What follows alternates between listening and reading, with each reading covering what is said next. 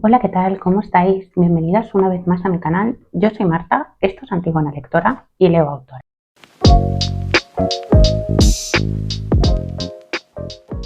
En el vídeo de hoy voy a hacer un book tag que es original del canal Pilar Entre Libros. Os dejaré como siempre en la cajita de descripción las cuentas que vaya mencionando por aquí. Y este book tag se llama book tag Book Bingo Otoño. Bien, estaba pensando en vídeos que pudieran ser facilitos de grabar, ya que la semana pasada pues no tuve la posibilidad de grabar un vídeo para el canal por falta de tiempo, y esta semana también andaba un poco justa, pero sí que quería subir un vídeo que no me llevara mucho tiempo, y pensé que este book tag del canal de Pilar Entre Libros era perfecto porque, bueno, pues como ya sabéis y he mencionado en alguna otra ocasión, el otoño es una época del año en la que yo me convierto en lectora estacional. Me gusta muchísimo el otoño, me gusta mucho como las lecturas que solemos asociar, ¿no?, a esta estación. Y bueno, pues sobre todo me gusta mucho la Spooky Season. Así que de lo que vengo a hablaros hoy son lecturas que yo asocio al otoño, pero que tienen tintes un poco oscuros. No llega a ser terror, pero sí que tienen un trasfondo algo oscuro, inquietante, ¿no? Que bueno, pues son las lecturas que a mí me gusta leer durante esta época del año, ya no solo en octubre, sino también a lo largo de todo el invierno. Como veréis, he vuelto a cambiar la ubicación de mis vídeos. Bueno, tuve un pequeño problema con las estanterías, se vinieron abajo, y mientras lo solvento, pues voy a seguir grabando aquí en el espacio donde empecé a grabar los primeros vídeos cuando abrí el canal. Así que bueno, antes de empezar, recordaros que podéis seguirme también en mi otra red social que recibe el mismo nombre que este canal, Antigona Lectora, y que, bueno, pues podéis darle a la campanita y suscribiros para que estéis informadas bueno, del contenido que voy subiendo por aquí, si es de vuestro interés. Como siempre, os lo dejaré abajo también en la cajita de descripción. Y ahora sí, sin más dilación, empezamos con la primera premisa de este book tag, que se llama Drama Familiar.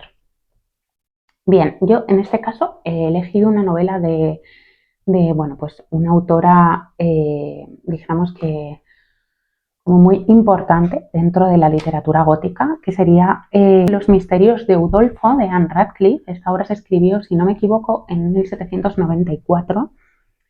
Y bien, pues nos encontramos con una protagonista que es Emily St. Aubert, de la cual fallece su padre, y ella, pues bueno, se ve obligada a irse a vivir con su tía. Su tía es Madame Cheron. Ambas son personajes muy, o sea, femeninos como muy contrarios, ¿no? Lo interesante de este libro creo que es, o sea, dejando a un lado el margen del drama familiar, ¿no?, de que fallezca tu padre, tengas que irte a vivir a casa de tu tía, después te veas un poco obligada por un matrimonio que ella contrae con el conde, ¿no? Creo que se llamaba Conde Udolfo, igual que la casa, no estoy segura, de todos modos lo dejaré por aquí escrito.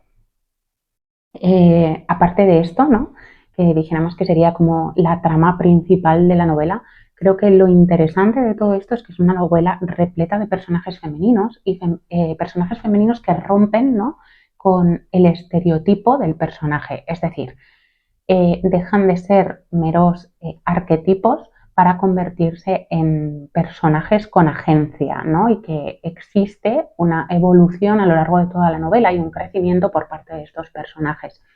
Estamos acostumbradas a que sean personajes muy planos, con cero capacidad de agencia y que estén muy estereotipados, ¿no? Más allá de la damisela en apuros o la mujer perversa, bueno, pues es como la mujer doméstica, ¿no? Y el arquetipo de la puta. Entonces, creo que ella rompe con esto y posiciona a las mujeres en otro lugar, ¿no? Mujeres bueno, pues que tienen inquietudes, ¿no? Como por ejemplo el personaje de Emily. Es una mujer muy inteligente, muy curiosa, a la que le gusta mucho leer, ¿no? Que no tiene miedo a dar su opinión, a pesar de que su opinión no es bien aceptada por parte de la sociedad. De hecho, hay pasajes en el libro en el que el resto de mujeres de la clase social, de la burguesía, ¿no? Como que hacen de menos constantemente a Emily, ¿no? o cuchichean alrededor de ella, mientras ella queda como un poco al margen de ese círculo, ¿no? Le hacen saber claramente que no es aceptada, ¿no? Por sus iguales, porque rompe con esa idea de la mujer, ¿no? Doméstica, sumisa, abnegada, cuidadora, etcétera, ¿no? Entonces, bueno, lo interesante aquí es ver cómo Emily, conforme va pasando la novela, se va convirtiendo cada vez en una mujer mucho más segura de sí misma, una mujer que no tiene miedo a desafiar a los hombres, ¿no? No tiene miedo a dar su opinión, y cómo por el contrario, a raíz de la relación con el conde, Madame Cheron, una mujer que en principio, bueno, igual adoptaba un poco ese rol de masculinidad, ¿no? De figura de autoridad, como para educar y ejemplificar, ¿no? En este caso a su sobrina, acaba convirtiéndose en una mujer, bueno, pues completamente silenciada y sumisa, ¿no? Un poco relegada a la voluntad de este conde. Es un libro con, bueno, una atmósfera, o sea, si pensamos en literatura gótica, creo que Los misterios de Udolfo cumple con todos esos elementos que asociamos al gótico, ¿no? Porque al llegar al castillo, Emily como que tiene que hacer frente a una serie de misterios y fantasmas que hay en la casa, y que tiene o sea, como una descripción del entorno muy potente, ¿no? La naturaleza también cobra como mucho papel. Aquí se rompe un poco con Dios como símbolo religioso, es más como algo que tiene que ver con la naturaleza, ¿no? Que también es, bueno, un tropo, ¿no? Que se ha utilizado para asociar o que ha sido asociado, ¿no? A la feminidad. Entonces es interesante todos estos juegos que va utilizando Radcliffe en esta novela, que bueno, pues como ya os digo, he hecho un poco de trampa porque no es, creo que lo central de esta obra no es el drama familiar, sino como la evolución y el diferente, o sea, como rango o abanico de personajes que encontramos, pero sí que era una novela que, bueno, pues parte de la premisa de un drama familiar, ¿no? De alguien que se queda huérfano y es obligado a vivir con una persona que es completamente desconocida a ella. Creo que bueno, pues que además es una lectura perfecta para estos meses de otoño por la ambientación que hace la autora. Y bueno, pues creo que igual es menos conocida, igual porque, ya no solo porque era mujer, ¿no? Y escribe en una época en la que las mujeres son como menos visibilizadas dentro de la literatura, sino también porque hace un tipo de literatura que no es la literatura universal, ¿no? Entonces creo que es importante como visibilizar estas autoras y estas obras que crearon precedente y crean pues como un imaginario colectivo para otras mujeres que tienen paralelismos con algunas autoras contemporáneas actuales, ¿no? Así que, bueno, bajo mi punto de vista, muy recomendado este librito. Luego la siguiente premisa es un libro con hojas en la cubierta. Aquí he traído, he hecho también un poquito de trampas, porque, bueno, yo leí este relato en una recopilación de varios relatos de la autora, ¿no? Que no estoy segura si en la edición, creo que lo edita Seix Barral, ¿no? Que es la mortajada de María Luisa Bombal. No sé si la edición de Seix Barral tiene hojas en la cubierta, pero sí que he encontrado por internet una portada en la que aparecen hojas y florecitas, que es la que estaré dejando por aquí arriba cuando edite el vídeo. Y bueno, pues lo quería traer porque, al igual que Los misterios de Udolfo, creo que María Luisa Bombal es una autora muy desconocida aquí en España, y es una pena porque la forma que tiene de escribir, bueno, a mí me sorprendió y, y me inquietó, ¿no? Sobre todo porque me parece magistral lo que hace a través de un relato tan corto, ¿no? Que no es terror, pero sí que tiene elementos paranormales, ¿no? Como el desdoblamiento en la muerte, ¿no? Como el verte a ti mismo muerto. Y, y bueno, pues que es como una figura, ¿no? De referencia para muchas de las autoras contemporáneas que están escribiendo terror actualmente, ¿no? Sobre todo escritoras latinoamericanas que bueno, pues como que igual la tienen más presente, ¿no? O está más visibilizada que aquí en España. Entonces, en La Amortajada, lo que María Luisa Bombal nos cuenta, bueno, primero de todo, quiero mencionar así a modo de introducción, que es una novela que se escribe en una, o sea, María Luisa Bombal era chilena y se escribe en una época en la que hay mucho conflicto social y político en Chile. Empiezan como a despuntar eh, mujeres dentro del movimiento feminista que empiezan como a reivindicar una serie de derechos y de libertades para las mujeres y también creo que estaban bajo una dictadura. Entonces, todo ese conflicto social, sobre todo asociado a la mujer, está como lectura subyacente de este relato, ¿no? En este caso, ella lo que nos cuenta a priori en una lectura superficial es una mujer que ha fallecido y que ella misma está viendo su propio funeral, ¿no? Su propio velatorio. Entonces, a raíz de contarnos qué personas se acercan al velatorio, ¿no? Cómo se encuentra ella dentro de, del sarcófago, ¿no? Esa mortaja que la rodea, de la palidez de su piel, ¿no? De describirnos una serie de elementos que la rodean en ese momento, también nos transporta al pasado y a ciertos sucesos relevantes de su vida, ¿no? Entonces, a través como de esta dualidad y del desdoblamiento del personaje, podemos conocer pues cómo Ana María, que es la protagonista de este relato, era una mujer profundamente infeliz y desdichada, ¿no? Utiliza algo que también está como muy presente dentro de la literatura de terror, dijéramos, ¿no? O de la literatura gótica escrita por mujeres, es la utilización de elementos, ¿no? Como en este caso puede ser la casa, en el que no son solamente estructuras, ¿no? Arquitectónicas o fantasmas, ¿no? Tienen como algo más y normalmente son símbolos que lo que tratan de representar, ¿no? Hay como mucha simbología en este caso, Bombal la utiliza para hablar de la represión social que sufrían las mujeres, ¿no? La casa es como el lugar de encierro, de sometimiento, de atadura, un matrimonio que, como digo, hacía completamente infeliz a nuestra protagonista. Y también nos habla, ¿no? Como de ese deseo sexual por parte de las mujeres, algo que también se estaba reivindicando en el momento en el que ella empieza, o sea, escribe y publica La Amortajada, ¿no? Entonces, bueno, es un relato muy inquietante porque sí que me conectó un poco con Ojeda, ¿no? Con esa capacidad de generar malestar físico. No, no es tan visceral como Ojeda, ¿no? Porque Ojeda sí que es como llega a provocarte hasta la náusea, pero sí que había algo en el relato, no sé si el hecho de que habla de la muerte, ¿no? De que nos habla desde un lugar en el que ya no puede volver, o si es la opresión de las mujeres, el contexto social en el que se veían sometidas, ¿no? No sé si es la conjunción de estas dos cosas lo que me generó malestar, pero sí sentía ese malestar que siento cuando leo a Ojeda, ¿no?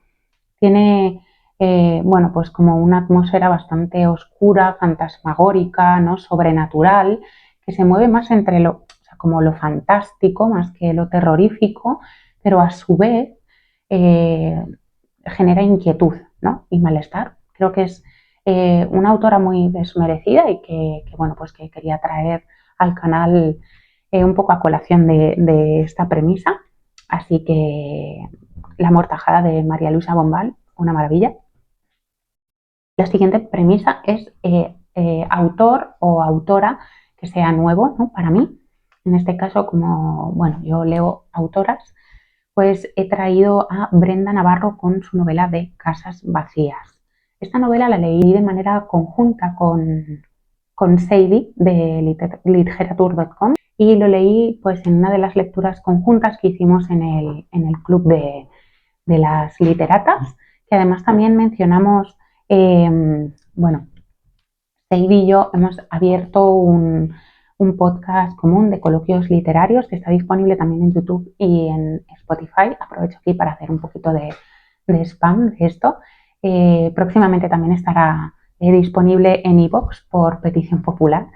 Y bueno, pues tenemos un primer episodio que se llama Maternidades, en el que hablamos de la lectura conjunta que hicimos de este libro de Brenda Navarro, porque bueno, es un libro que efectivamente habla de maternidades, pero habla de maternidades desde un lugar bastante turbio, oscuro e inquietante, ¿no?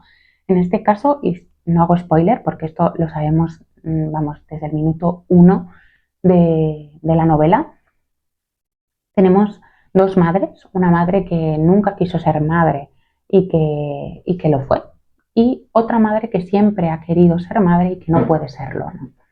Entonces, bueno, pues el hijo de la primera madre, la madre que no quiere maternar, desaparece y esa desaparición está relacionada con la segunda madre.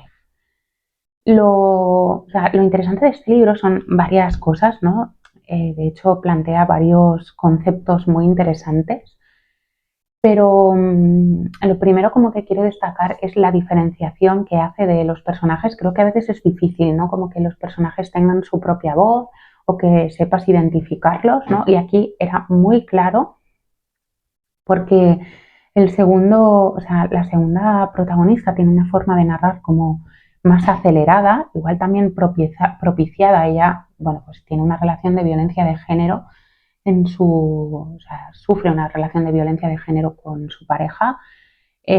También esta desaparición, ¿no?, de este niño que está directamente ligado a esta segunda madre, ¿no? Pues esa tensión es como que tiene un discurso verborreico que también está plagado como de un acervo cultural que identificas muy claramente. Eh, yo lo identifico en México porque la autora es mexicana, ¿no? Y porque hay un contexto social de fondo que también ella quiso como visibilizar en esta novela. Pero hay como muchas expresiones, ¿no?, muchas palabras que sabes que está basado en un país de Latinoamérica, ¿no?, que esta mujer pues no es española. Entonces, esto a diferencia con la otra madre, ¿no?, la primera madre, que tiene un discurso como más fragmentado, quizás también por el shock, ¿no?, de vivir una situación traumática como es la desaparición de un hijo. Otro punto interesante es cómo ven ambas la maternidad, ¿no? La primera madre, bueno, pues su hijo, que no recuerdo el nombre, es un niño con trastorno del espectro autista, ¿no?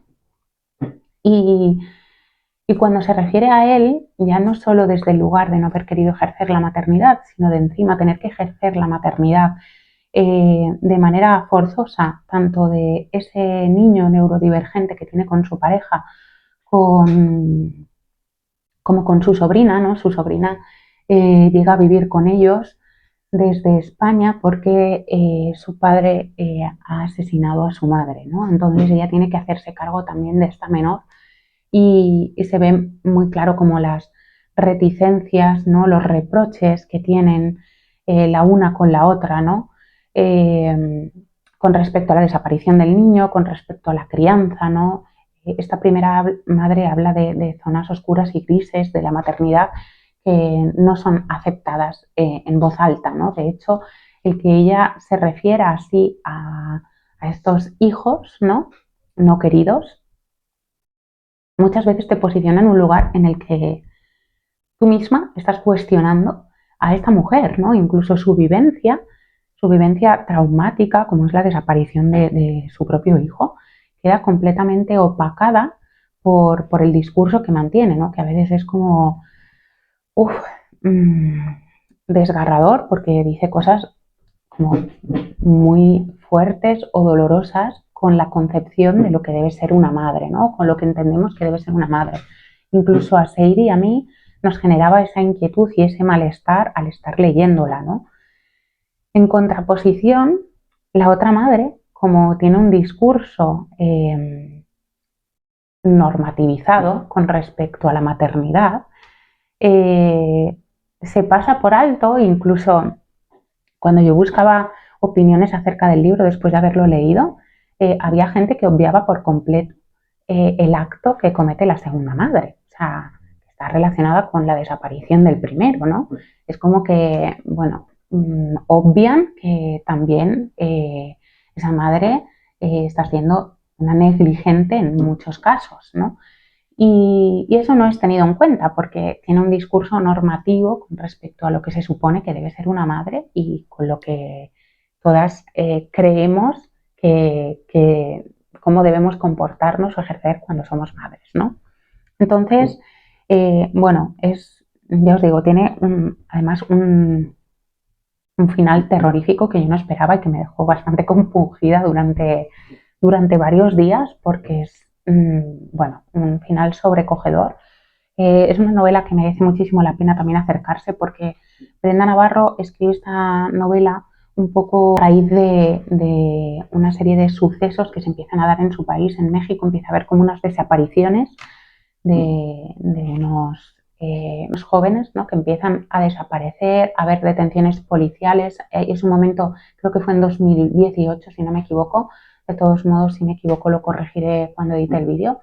Hay un contexto social y político muy tenso en el que se empiezan a propiciar este tipo bueno, pues de prácticas, ¿no? De desapariciones y habla también muy bien o refleja muy bien cómo es ese sentimiento, ¿no? Al final hay una frase que no recuerdo muy bien de manera literal, pero sí como que decía algo así de que al final, ¿no? Como que parece que los desaparecidos no mueren, sino que el que muere es uno, ¿no? Cuando el otro se va, porque hay algo que se muere en ti cuando el otro desaparece, ¿no?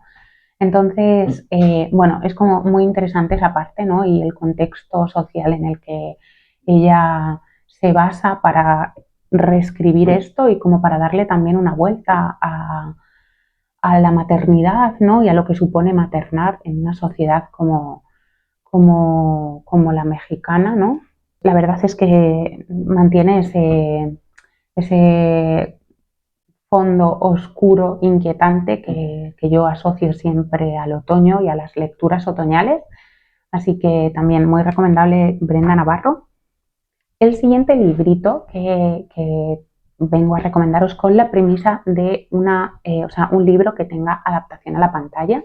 Yo he hecho un poquito de trampa. La verdad es que, bueno, este book tag lo he hecho un poco a mi gusto, cogido así un poquito con pinzas, pero bueno, creo que al final también están para eso, ¿no? Para que cada uno lo adapte un poco a su manera, ¿no? Y que es como resulta más como interesante. No es una adaptación a la pantalla, sino es una adaptación teatral. Yo había leído la novela es Del color de la leche de, creo que es Nelly Larson. Nelly Larson, lo voy a buscar porque si no, no recuerdo bien el apellido de la autora y lo voy a buscar para cerciorarme. Como siempre, todas estas cosas que me surgen así de manera improvisada, podría haberlas buscado de antemano, pero bueno, eh, cosas del directo. A ver, Nelly Larson, creo que es. Sí, creo que es Nelly Larson. Nelly Larson. Lo mismo me lo he inventado. Nelly Leyson, vale. Yo creí que... Nell Leyson, perdón. Nell Leyson. No sé por qué, yo creí que era Nelly Larson, pero bueno, Nell Leyson. Bien, es de la autora Nell Leyson y en este caso, bueno, es una novela que está ambientada en la Inglaterra de 1830, ¿vale? Como os digo, yo había leído el libro, pero luego pues tuve la oportunidad de ir a verlo aquí representado en el Teatro Abadía, y no sé cuál de las dos me compungió más, pero sí que es verdad que después de salir del teatro tenía una sensación muy angustiante porque es una historia, bueno, pues aterradora, ¿no? En este caso seguimos a Mary, que es una niña que sufre una cojera. No sé muy bien si esa cojera, porque bueno, ella vive, es de una familia muy humilde, de granjeros, y agricultores, ¿no? Que viven del campo prácticamente. Y, y no sé, o sea, tienen una figura paterna, ¿no? Como muy dictatorial, que además comete múltiples abusos físicos a los miembros de la familia, ¿no? Como, bueno, pues representando el ideal masculino de la época en aquellos años. Y no sé muy bien si, igual esto me lo estoy inventando, pero no sé muy bien si esa cojera es de nacimiento de la protagonista o es fruto de alguna de las palizas que le dio el padre. No estoy segura. El caso es que, bueno, pues es una niña que tiene una cojera, que con la única persona con la que se siente comprendida es con su abuelo, ¿no? Que, bueno, la apoya, la respeta, ¿no? Ella se encarga siempre como de cuidarle porque es una figura como que ha dejado de ser útil dentro del núcleo familiar porque ya no es productivo, ya no puede ofrecer nada, tan solo es alguien a quien cuidar y proveer, ¿no? Ya no puede ser el proveedor, con lo cual es alguien a quien no hacen mucho caso y como que desprecian, ¿no? Y Mary es una niña como muy curiosa, que tiene muchísimas ganas de aprender, ¿no? De leer, de saber escribir, ¿no? Porque ella viene de una familia analfabeta que no saben ni leer ni escribir. Y bueno, pues la mandan a trabajar a casa del vicario como cuidadora de la mujer del vicario porque esa mujer está enferma, ¿no? Allí Mary aprenderá a leer y a escribir, ¿no? Es como que sale de la oscuridad del desconocimiento para entrar en la luz del conocimiento, ¿no? Pero se dará cuenta que ese juego de luces y sombras no siempre es lo que parece, ¿no? Y ocurrirá un hecho dentro de esa casa que traerá consecuencias, bueno, pues muy graves para la protagonista, ¿no? No quiero decir más porque es una novela que esconde como o sea, esconde un hecho que o sea, es que es desgarrador. Yo la verdad es que lo recuerdo como muy vivido y además al haberlo visto en teatro me impactó muchísimo. Es desgarrador lo que describe, ¿no? Porque habla muy bien y refleja muy bien cuál es la situación de la mujer, cuáles eran las únicas posibilidades de salida que tenían en aquella época, ¿no? Hasta qué punto se las limitaba, ¿no? Y cómo se podía abusar de ellas. Pero no quiero desvelar mucho porque creo que lo interesante del libro es precisamente esto, ¿no? El misterio que hay detrás de ese suceso. Entonces, bueno, pues esto, ¿no? Sí quiero avisar de que hay ciertos trigger warning para gente que, bueno, pues igual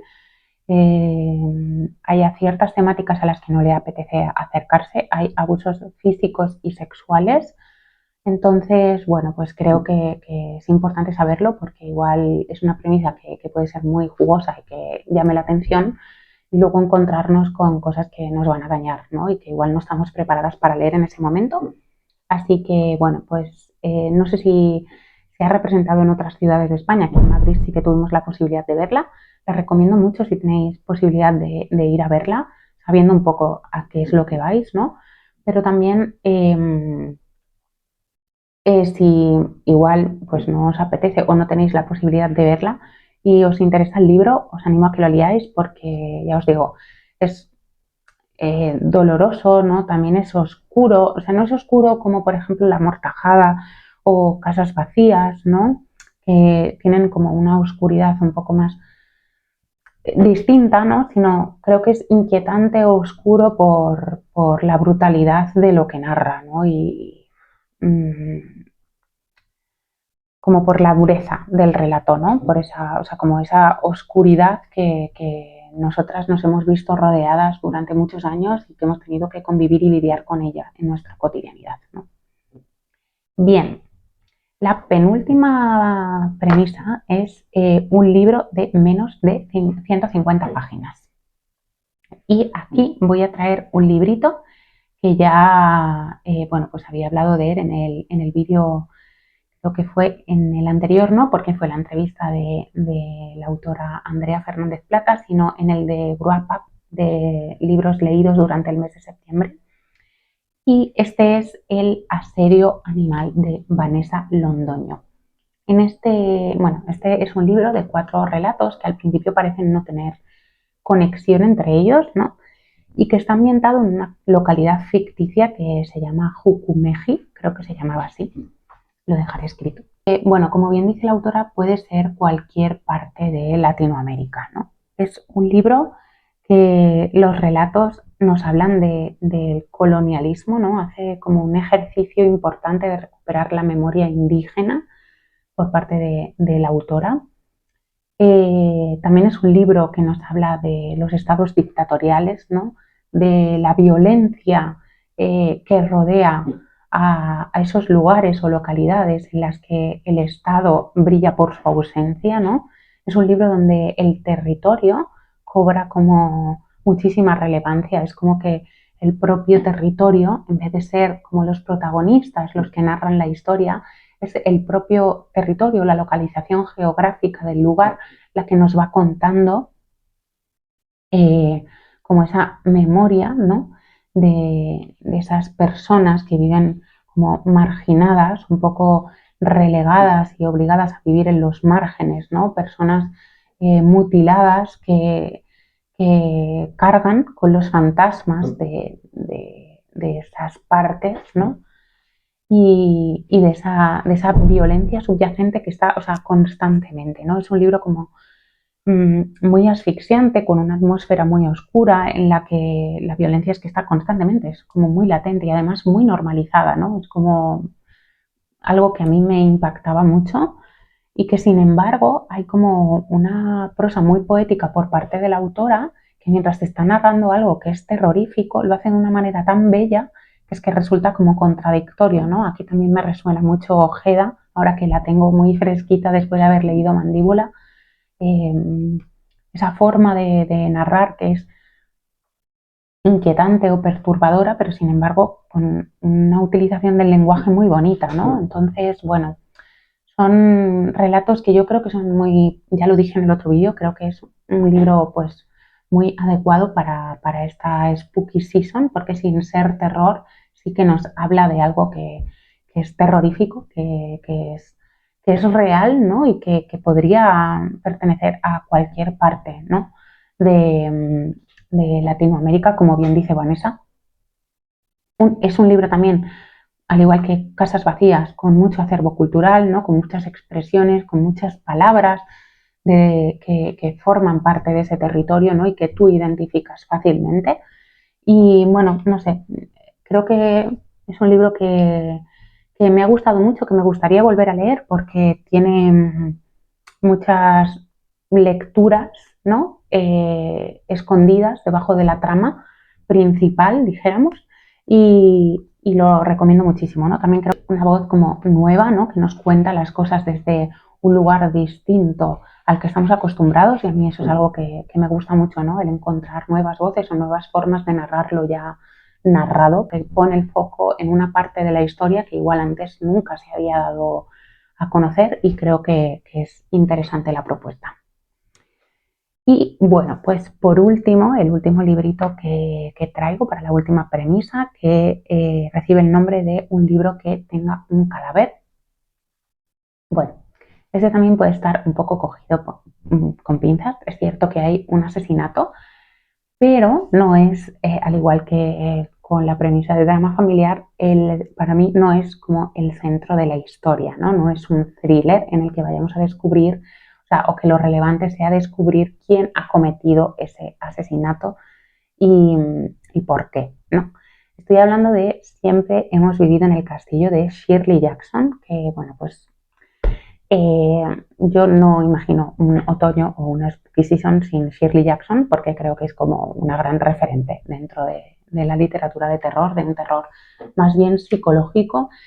Y en este caso, para mí creo que es uno de los libros como que más me gusta de ella. Bueno, que más me gusta no, el que más me gusta sin duda es Siempre hemos vivido en el castillo, porque creo que hace algo magistral con este libro en muchos aspectos, ¿no?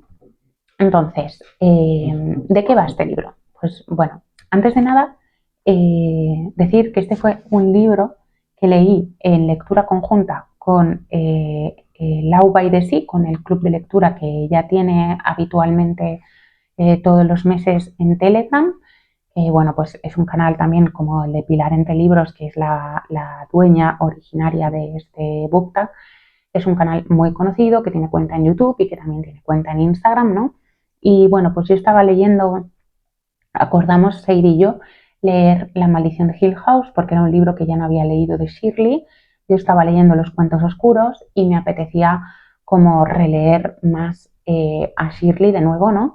Y cuando me propuso ese libro le dije que perfecto, que me apetecía mucho leerlo porque lo había leído hace tiempo y con Siempre hemos vivido en el castillo me pasó igual, ¿no? Al ver que estaba leyendo Los cuentos oscuros, que con Sadie había acordado eso, dije pues voy a releer Siempre hemos vivido en el castillo, ¿no?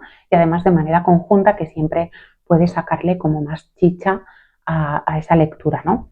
Que de manera individual. Que de hecho ha sido como una de las cosas más interesantes de la puesta en común. Pero bueno, pues en este caso nos encontramos con dos hermanas, Mary Kat y Constance Blackwood, que viven en una casa con su tío Julian. No sé si es hace 6 meses o hace 6 años, pero el resto de su familia muere porque es asesinada en extrañas circunstancias, producido por un envenenamiento que, bueno, pues a priori la policía culpó a Constance, aunque luego pues no pudo acabar de concretar que ella fuera la autora de esos crímenes. Pero la parte interesante como de este libro no es este hecho, ¿no? Que al final, bueno, pues se acaba revelando quién es la autora del crimen, ¿no? Y también un poco puedes atisbar cuáles son los motivos, ¿no? que le llevan a cometer esto. Eh, Creo que lo relevante aquí es lo que ella hace con esto, ¿no? Para mí, Siempre hemos vivido en el castillo es un retelling de un cuento de hadas clásico, pero de manera oscura. Es decir, eh, tenemos los elementos del cuento de hadas clásico, pero tiene una parte oscura característica pues, de la autora y del resto de sus novelas, ¿no? Y utiliza como esa oscuridad y esa vuelta de tuerca para hacer una crítica social a la posición social de la mujer, ¿no? Y a cómo o sea, las normas sociales establecidas determinaban que ese era tu sitio, ¿no? Y es como una forma de romper, además con ese final, creo como que rompe con eso. Creo que hay un guiño ahí también a la sororidad entre mujeres, también hay un guiño a la caza de brujas. Hay como varios guiños a lo largo de la novela y varias pistas que te va dejando la autora, ¿no? Y, y bueno, pues creo que hay una construcción de los personajes es que es muy potente, ¿no? Porque nos encontramos con Constance, que es una mujer abnegada, cuidadora, sumisa, ¿no? Que siempre está al cuidado de los demás. Y en contraparte tenemos el personaje de Merricat, que es más bien un personaje como inquietante, que incluso a veces roza un poco la locura, lo asocias también un poco con ese arquetipo de bruja, ¿no? De mujer misteriosa. Y creo que ambas forman parte de un mismo personaje, ¿no? Son como las dos caras de una moneda. Es interesante la cantidad de referencias biográficas de la propia autora dentro de este libro y, o sea, sobre todo la crítica social que hace al ideal femenino, ¿no? A la feminidad, a cómo eso nos ata, ¿no? También como esa casa es un símbolo, al igual que en la mortajada de opresión y de represión de las mujeres, ¿no? También cómo se perpetúan determinados roles sociales y de clase, ¿no? En una familia como los Blackwood, una familia adinerada, ¿no? También podemos ver como el desmoronamiento de una familia burguesa, ¿no? Y cómo, o sea, qué es lo que acaba quedando de eso y cómo a pesar de que como esa estirpe familiar se viene abajo, se siguen perpetuando esos roles sobre la mujer, ¿no? O sea, es un libro muy interesante que probablemente pues de alguna reseña más específica en el canal, junto con las otras obras que estoy leyendo, porque creo que merece la pena. No quiero desvelar mucho por si alguien no la ha leído. Creo que he dado como las cosas más relevantes que yo he sacado de la lectura. Como digo, fue muy interesante poder ponerlo en común con otras personas porque me ayudó a ampliar mucho más la visión de pequeños detalles que yo había ido viendo. Había gente que, o sea, de verdad fueron unas aportaciones increíbles porque había gente que había leído muchísimo más que yo a la autora, ha leído, bueno, cosas que no están traducidas al castellano, ¿no? Y que hablan sobre la propia biografía de Shirley y eso pues siempre enriquece muchísimo la lectura, ¿no? Porque, claro, cuando empiezas como a tener tanta información acerca de una autora y empiezas a ver ciertas reminiscencias de su vida dentro de la obra, ¿no? Pues te da como para poder analizar y da mucho juego. La verdad es que ha sido, creo que, de las mejores lecturas que he hecho en el mes de octubre y como os digo, espero poder hacer un vídeo un poco más enfocado en la autora, en su biografía, en estas dos obras que he releído en el mes de octubre junto con los cuentos oscuros y explayarme allí un poco más ya con spoilers y todo para, como para hablar en mayor profundidad. Pero bueno, pues esto sería todo hasta aquí. Estas serían las premisas del Book Bingo Otoño originario de Pilar Entre Libros. Espero que os haya gustado. No sé si os gustan este libro. La verdad es que yo lo consumo mucho porque creo que son libros como muy dinámicos y amenos que te permiten conocer por encima títulos que igual están fuera de tu radar y, y siempre son interesantes y divertidos y bueno, pues que a mí me gustan muchísimo. Así que ya me contaréis qué os ha parecido. Bueno, pues os leo en comentarios y nos vemos en el siguiente vídeo.